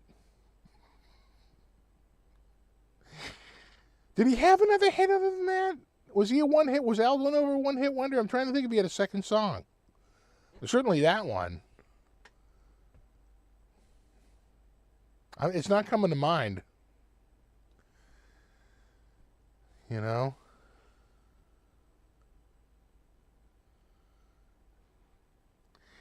Oh, he's a killer solo. Aldo's a good player. It was a memorable. I mean, clearly we're playing it all these years later. I mean, it was a memorable solo. A lot of people were learning that tune back then because it was such a, you know. You need to take a break for 5 minutes? You got it, bro.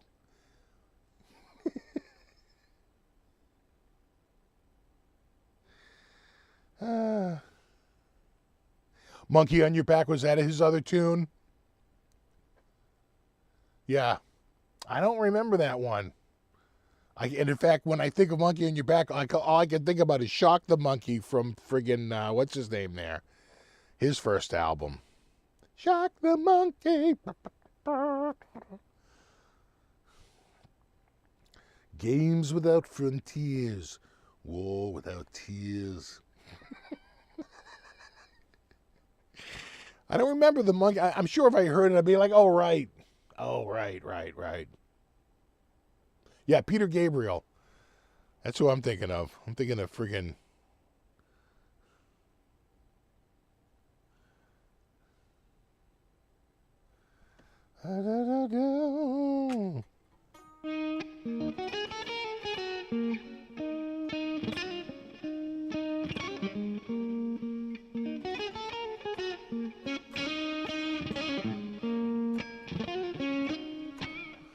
Plan on checking out the new acoustic Sonics? I probably could. I'm sure Zounds would send me one.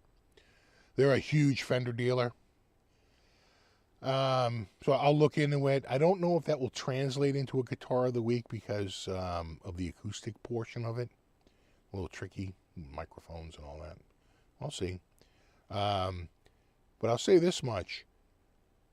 There's so many used Acoustasonics out there. I've been looking to buy one for 2 or 3 years. I think I started looking maybe during the pandemic, maybe around 2021, 2022. And they have steadily fallen. You know, the lowest one used to be around $1,500, and the lowest one was around $1,400. Now and only the American ones I'm talking about, not the player one, the original American ones, getting down around $1,300. Really, I've seen them more around like $1,200.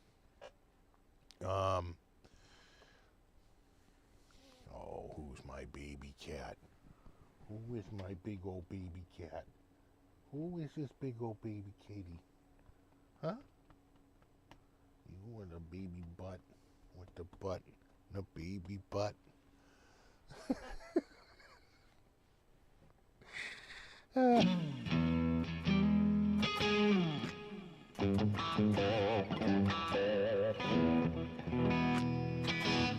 That's not Buddy, that's Cutie. It is. It's a two-piece, but no skunk stripe. The truss rod went in through the front.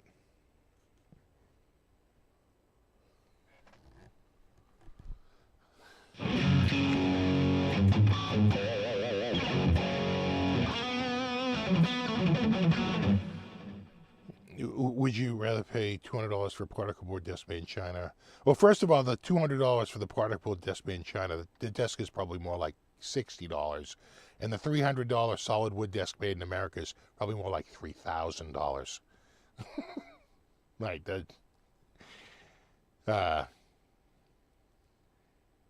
Yeah, there's a lot of industries that don't translate over.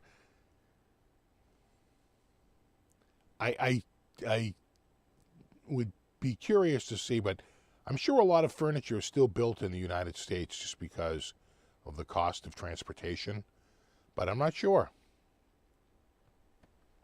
Look at that cute butt.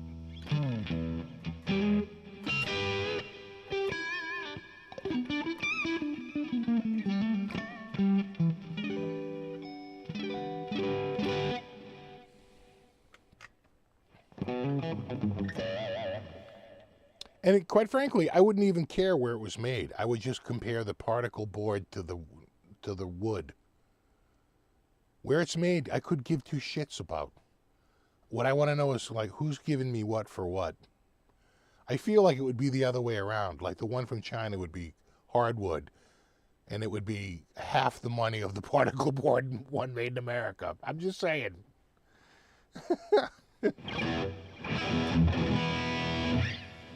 What video card is in my rig for video editing? I use a RTX 3080. That's my editing video card. I have thought about updating it, but you know, the video card market is just a little wonky right now. And maybe in 2 years that'll get sorted out. But right now it is.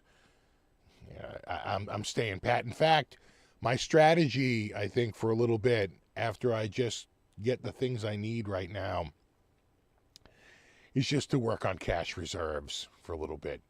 Like I said, my friggin' retirement account, you could buy probably a nice house in the Midwest for what I'm down on my retirement account. It is friggin', this is devastating. Well, I got another 10 years to try and, build that shit back up again. But man, it is pretty bad.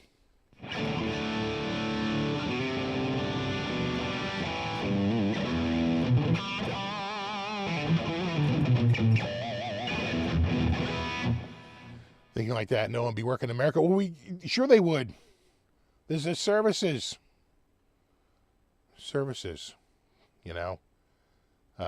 manufacturing, isn't the only way to earn a living. Someone still has to show up and mow your lawn, right? Fix your computer. It's not just manufacturing. Yeah, I know you should be buying right now. Like I said, I bought my, who is this kitty? I bought my,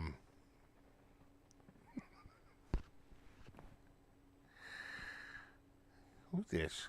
Who is this? I got a pressure washer. I've been looking to get one for a while, and I'm sure it's made in friggin' China. So, yeah, scratch tickets to my retirement account. I know, right? Is Bitcoin kind of a scam? Not kind of. It's whoever's holding the bag at the end. I'm waiting. Any trailer updates? Not really.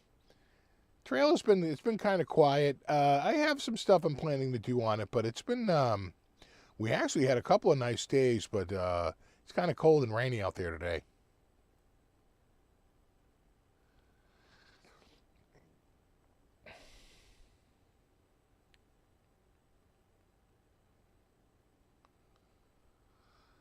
Yeah.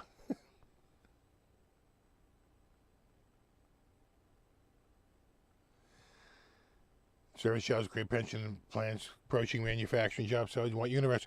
It depends. Most manufacturing jobs, if they bring manufacturing back, it's not so, Joey Dumbass can go, screw a bolt on. That would be done by a robot. Most manufacturing, you ever watch how it's made? Most manufacturing is done by a shit ton of machines and very few people. It just is. The only one I would say that with the exception was the Stetson hats. But that hat, when it was all done, I'm pretty sure was over $2 or $3 grand for a single hat. It's a boutique item. Manufacturing in America is turned boutique. But if you want, just a simple chair, we're not a good place to get that. Exactly. Drive a taxi and sell weed. There you go. Well, weed's legal in my state. People have lost their shirts around here.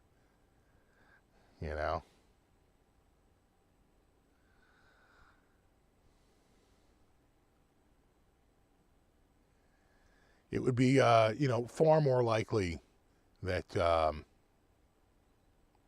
it would take 5 to 10 years to build a factory. It doesn't happen overnight. And even then, you're being tariffed on the raw materials. So everything just becomes more expensive. The whole thing about imports is the things that you can get made for less and give you purchasing power way beyond. I can walk into a store today and buy a 43-inch QLED TV for about $200, $219. You think that's coming to America? You think they're going to make that? You know how much that TV would be made in the United States? Do you think it's going to be made for $219? It's going to be like $4,500 and not be as good. It's boutique. Can't do it.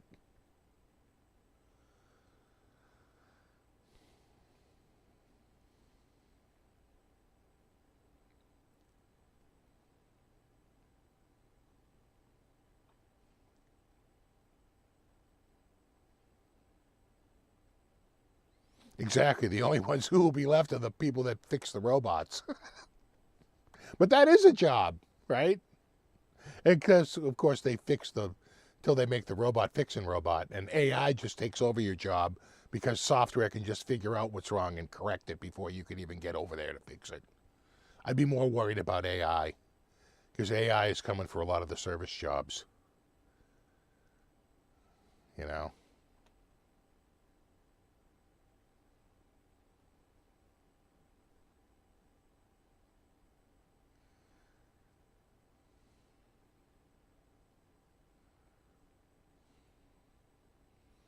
Jackie, bring back the Klon.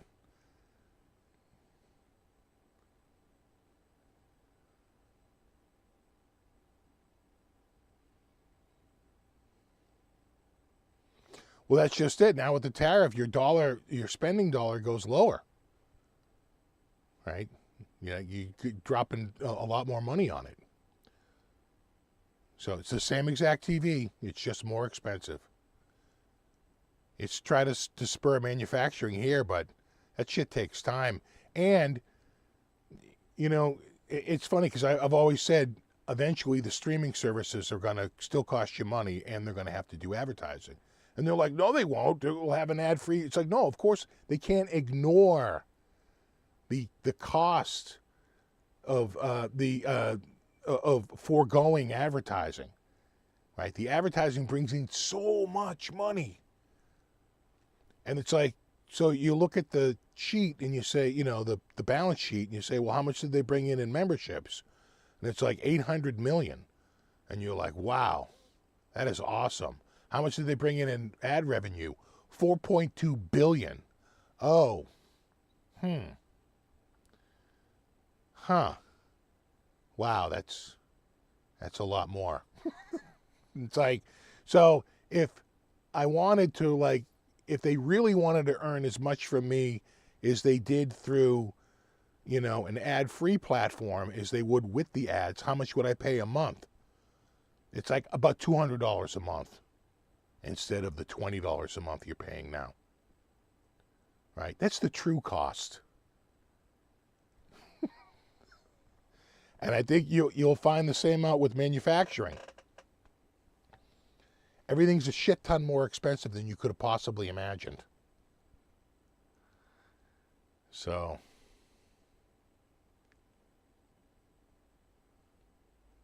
exactly, every job's going away.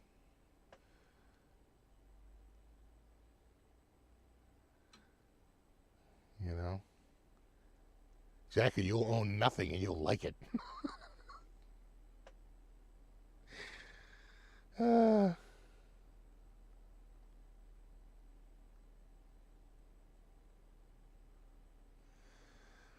Exactly, like anything. Listen, the business of business is to maximize profits. Period. End of story. That's it. They're not in the goodwill business. We have charities for that. Businesses are in the business of being, making a profit and maximizing profit. So they don't want to leave money on the table. So you might see, a turnaround, but not without some pain.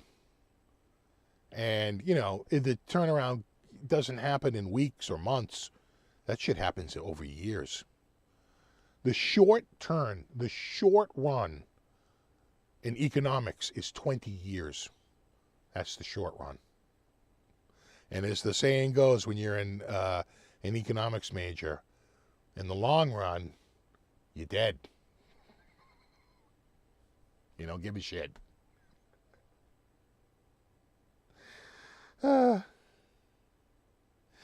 yeah, that's just it. It's like what it will do is it will kill the, ironically, it'll actually kill the product market for services, because services will be a relative bargain.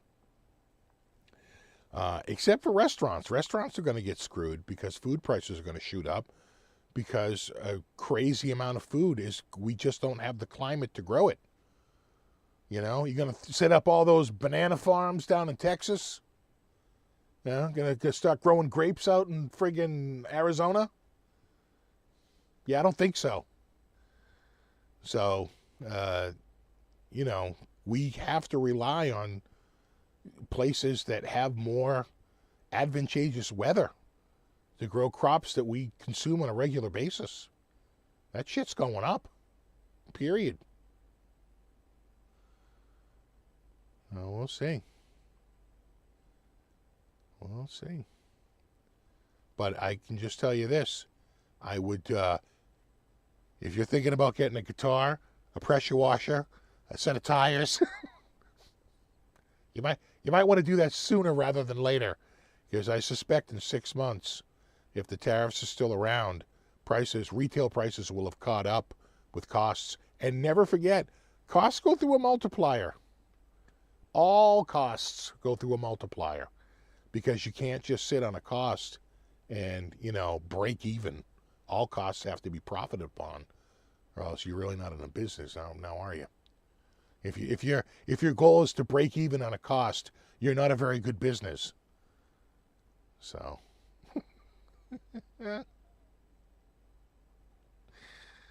and